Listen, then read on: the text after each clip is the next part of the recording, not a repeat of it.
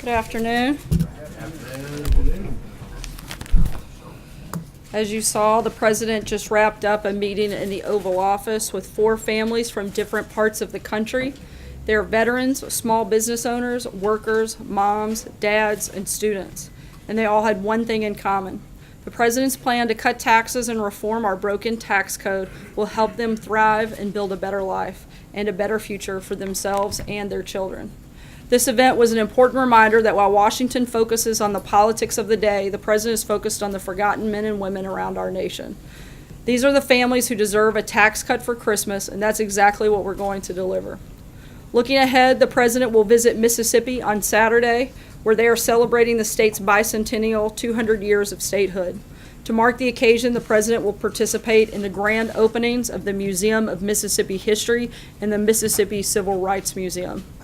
Tomorrow, First Lady Melania Trump and Second Lady Karen Pence will travel to Texas to continue their efforts in assisting those affected by this year's devastating hurricane season. They will participate in a meet and greet with first responders in Corpus Christi and then travel to Rockport to meet with a family whose home was destroyed in the hurricane. Mrs. Trump and Mrs. Pence will also visit a local elementary school to speak with faculty and students about the hurricane.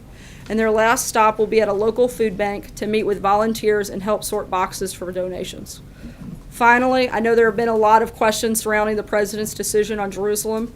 Tomorrow, the President will deliver remarks regarding this action. At 5:30 this evening, senior administration officials will hold a background briefing here to explain the President's decision. And with that, I'll take your questions. Major?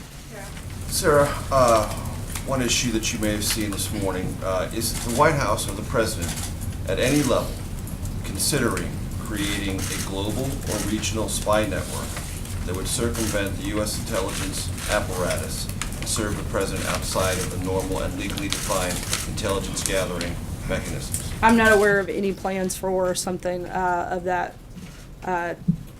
definition or anything similar to that at this time. The President would be opposed to that.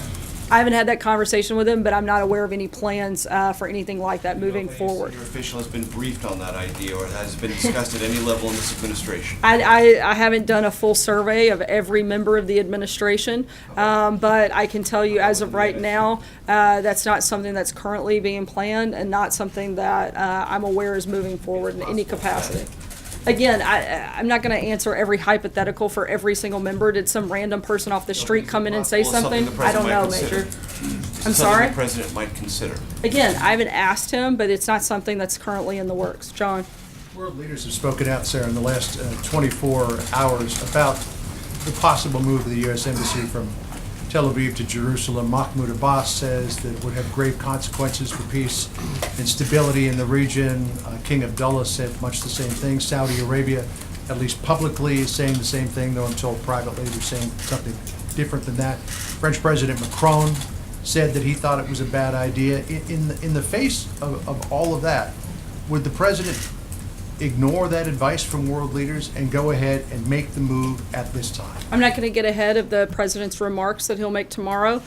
He did speak with a number of leaders this morning, and he's going to continue to have conversations with relevant stakeholders, but ultimately he'll make what he feels is the best decision for the United States. Is it safe to say, other than Israel, which thinks that this move is 22 years overdue, that all of the feedback that he's been getting from world leaders is overwhelmingly negative about this idea? No, again, he spoke with 5 leaders. That's hardly indicative of everybody across the globe, but certainly, he's going to continue to have conversations with different leaders from across the world, and we'll keep you posted as those calls take place, and we'll let you know when the President's made a decision. Cecilia. Hey, Sarah. Yesterday, the President said that he felt very badly for General Flynn. Would he consider pardoning him?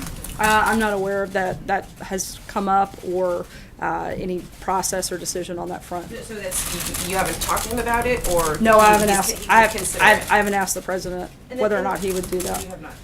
Can you I think clear up- before we start discussing the pardons for individuals, we should see, what happens in specific cases too. So is it fair to say it's on the table? No, I just said I haven't had the conversation with them because I don't feel that it's necessary until, you get further down the road and determine whether or not that's even something needed. Steve? Back on the embassy, has the president made up his mind about this, or is this decision still in flux a bit? The president, I would say, is pretty solid in his thinking at this point. Sarah? April? Sarah, a couple of questions. One, there are comments from people from the NAACP, from black ministers, who are planning on protesting and boycotting this weekend for the president's visit to the Civil Rights Museum. What say you?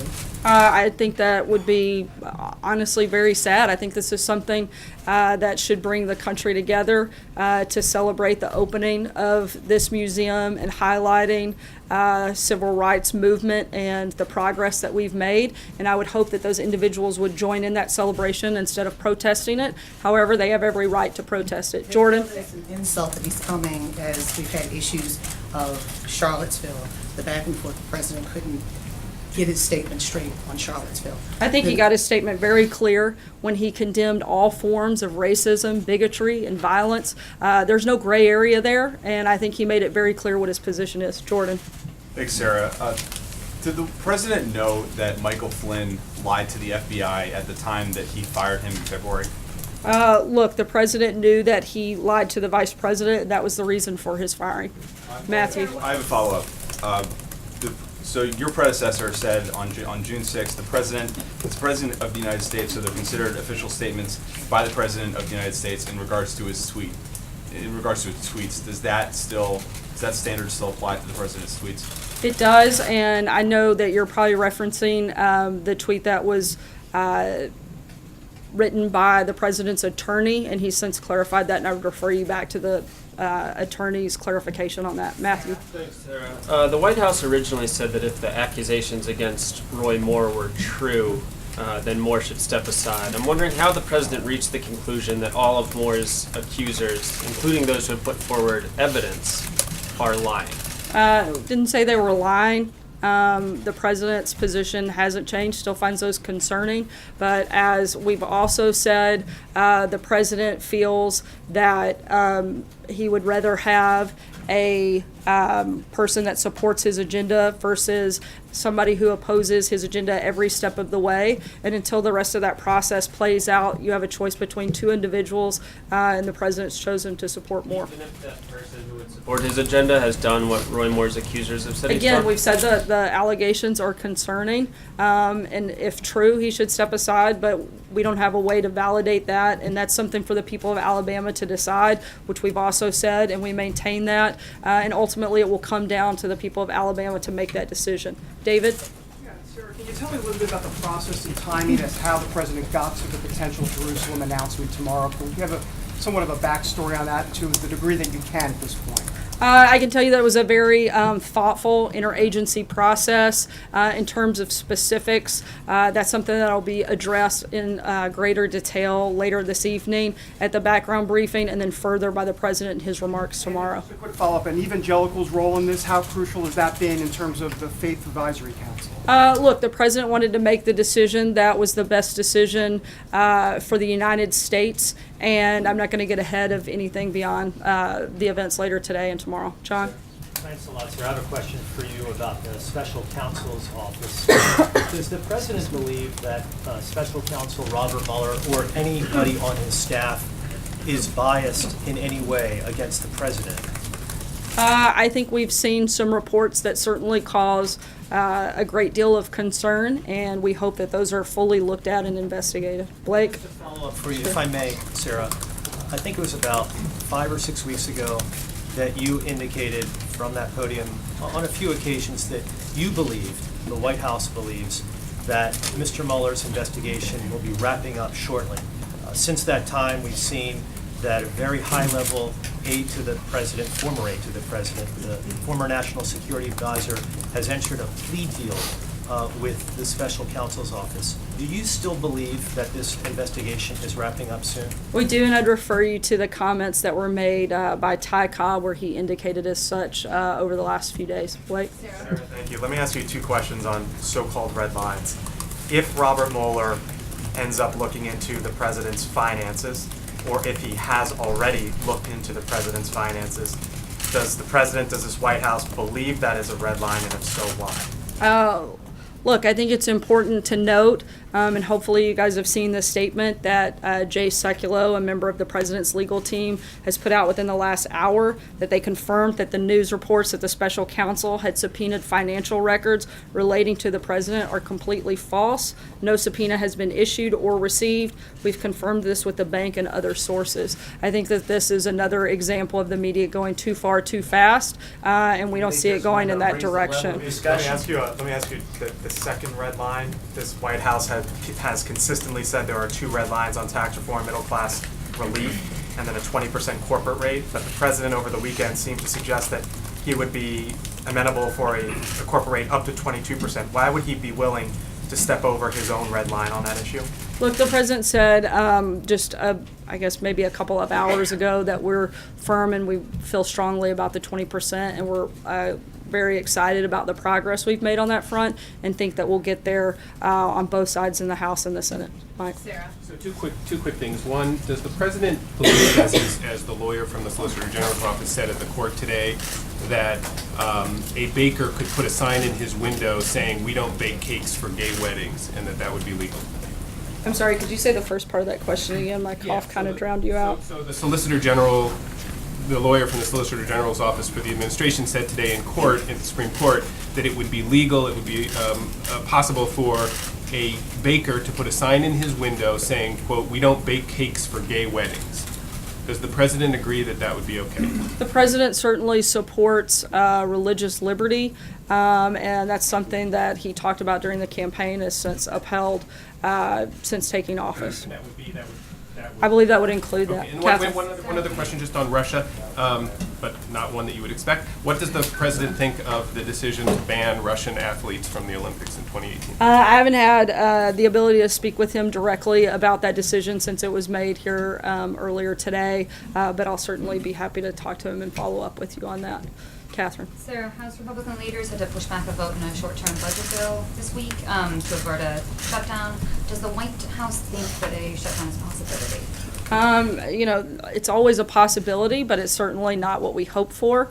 And we're have both Nancy Pelosi and Chuck Schumer coming later this week, and the president hopes to be able to have conversations with them to make sure that doesn't happen. Hallie? Then the president doesn't think that it would be politically advantageous? Look, I said that we don't, that's not what we would like to see happen, and we're going to have meetings and try to make sure that it doesn't. Hallie? 2 quick ones for you. And just a statement of fact, when did the president know that Mike Flynn lied to the FBI? As I said earlier, I referred you back to John Dowd's clarification, and I would. I'm asking for a date. When did he find out? Was it when the announcement was made Friday? Was it prior to that? Again, I'm not aware of those specifics, but I would refer you to John Dowd for that specific question. Dowd has been I would actually unresponsive. refer you to John Dowd on that specific question, since it's a second legal question, too, matter but I just I'm wanna not make a- allowed to weigh into. No problem. The point to you, you have weighed in on other special counsel matters before, and it's just a statement of fact of when, during the administration, what day the president discovered this lie issue. And I'm telling you as a statement of fact that you should contact John Dowd. Doesn't seem that hard. Stephen? Questions on Roy Moore. Sarah, you said just a minute ago that the president would want somebody in the Senate who supports his agenda versus one who does not.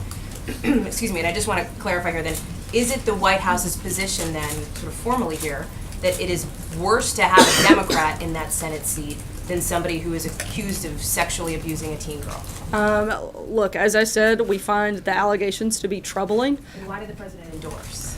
Look, I think that those are different things in terms of we aren't going to be the ones to determine that process. That's for the people of Alabama to determine what those things come down on. He does want people that support his agenda. He's not going to obviously support a Democrat. And I think if that's our standard, then we need to look at a number of members of Congress that have had allegations brought against them that are still in office. Stephen? Thanks, Sarah. I do want to nail something down with respect to John Dowd and what he's been telling us in the last couple of days. He's argued that the president cannot be charged with obstruction of justice because he is the chief law enforcement officer in the country. That's his opinion. Does the White House share that opinion? Has the White House counsel's office looked into this question? Does it share that perspective? Look, I'm not going to get into a back and forth on legal theories, but I can tell you, as the president has said, there's no collusion, there's no obstruction, and that we're confident that the facts will show that when this is wrapped up. What do you Jim? think of the whole notion of obstruction of justice, though? I mean, it's been discussed in the last couple of days. A lot of people have been talking about it. What do you think about it? I'm not an attorney, and as far as I know, only John Decker in the room is. And so, if you want to ask him legal questions, you certainly can. I don't know if he'll answer them, but that's as far as I'm going to go on that. Jim? I'm not an attorney either. Let me ask you about. I know, that's why I didn't call you out. Thank you, I appreciate that.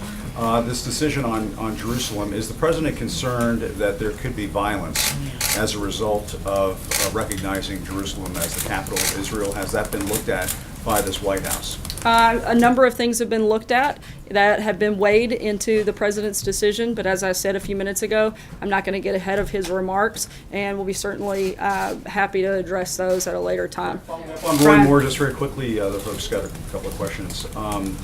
Isn't there a moral decision that you're making here? And I'm sure you've heard this talked about in the news the last couple of days as the president has decided to endorse Roy Moore. This is somebody who has been accused of child abuse, of molesting children. How can that vote in the Senate be that important that you would take a gamble on somebody who has been accused of molesting kids? I think that's of something, harming as I've somebody said, who's underage. as I've said, that's something for the people of Alabama to decide, and that's up for them. That in any way, has he wrestled with that question? As I said, we find the allegations very troubling, and again, this is up to the people of Alabama to make that decision. I'm not a voter in Alabama and can't make that decision. Brian? Sarah, thank you. The president said that the tax plan will hurt him individually. Will the president release his taxes to prove that? I'm not aware of any plan to do that, but if it changes, I'll certainly let you know. I mean, he can release it even if it's under audit. He can release his tax returns. As he said, as long as it's under audit, he's not going to do that, and I'm not aware of any plans to change that policy at this time. John? Yeah, thank you, Sarah. A matter of procedure on the Roy Moore endorsement. Did the president have any conversations with Chairman Mcdaniel of the RNC after he made his position known, or did he talk to State Chairman Latham in Alabama or any of the players involved in the Republican National Committee before they decided to get back in the race and support Roy Moore? I know there have been conversations between administration officials and the RNC and supported that move, but legally I can't, because of the Hatch Act, go much further beyond that. Can't say who the officials are. I know that there were multiple conversations. I'm not aware if the president spoke specifically with the chairwoman. I'd have to check on that and let you know. But I do know the administration supported the RNC's decision. However, I can't go any further than that at this time. Hunter? Thank you, Sarah. Given the president's endorsement, does he agree with Roy Moore that Muslims should not be allowed to serve in Congress? I haven't asked him about a past statement from Roy Moore. But, I mean, you're saying that their agendas are kind of in lockstep. I'm saying he Does that go supports the both ways? president's agenda. The president doesn't necessarily support everything of Moore's agenda. Amen. Thanks, Sarah. Does the president expect Deutsche Bank or any financial institutions to cooperate with requests for documents from U.S. law enforcement if they get them? As I said a few minutes ago, Jay Sekulow, a member of the president's legal team, put out that The message to the financial institutions themselves, if they get a request, should they comply with that? look, I'm not going to get into hypothetical situations and try to determine and project everything that could happen. We know that it hasn't happened up until this point, and that the reports out were totally false. And again, the media got ahead of their skis a little bit on pushing and driving that story that wasn't true. Brian? Just to follow up on one more bit. Are you saying that, you're saying let the people decide, but this administration has endorsed Roy Moore? Why endorse him if you want the people to decide? You're influencing the decision by endorsing him. And secondly, are you saying that no matter who runs as a member of the GOP, it's okay as long as you are in lockstep with the president and vote the way he wants? Once again, I'm not going to get into every person that could or couldn't run for office down the line. Hold on, I'm going to finish answering the question if you'll allow me to. I'm not going to address, you asked, the end of your question was every person that runs for office. One, I'm not going to weigh into, because I don't know who may run for office. But what I can say, the president made that decision. and he decided that it was better to have somebody that supports his agenda than a Democrat that doesn't. Again, it's still up to the people of Alabama to decide. They're ultimately the only ones that can vote in that election. We'll see what happens. Last question, Dave. Thanks, Sarah. The administration reported today that illegal border crossings have dropped to a 45-year low. Does that lessen the urgency as we're getting down to spending decisions here about whether to go forward with building the wall in this budget? I think it shows probably the effectiveness of the Trump presidency, and another success story as we wrap up the year, and certainly something that could be looked at. But I think the need for the border wall and border security, as well as responsible immigration reform, still stands, and we still need to look at all the ways that we can protect our national security, and we still feel strongly that that's one of them. Thanks so much, guys. The briefing night, is it going to be embargoed until morning or?